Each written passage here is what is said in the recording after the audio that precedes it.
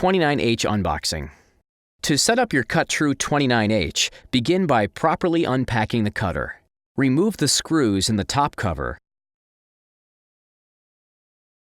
Then remove the cover.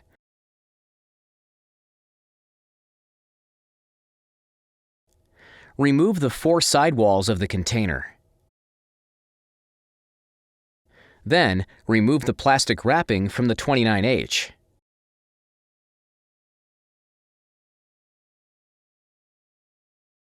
Remove the accessory box located in front underneath the foot pedal. With the cutter unpackaged, remove each of the 4 bolts that connect the 29H to the pallet. Use a forklift to lift the machine off the pallet.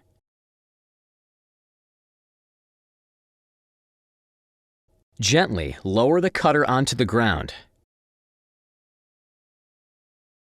Using a hand truck, set the 29H into place. Then adjust the bottom of the left front leg to level the cutter.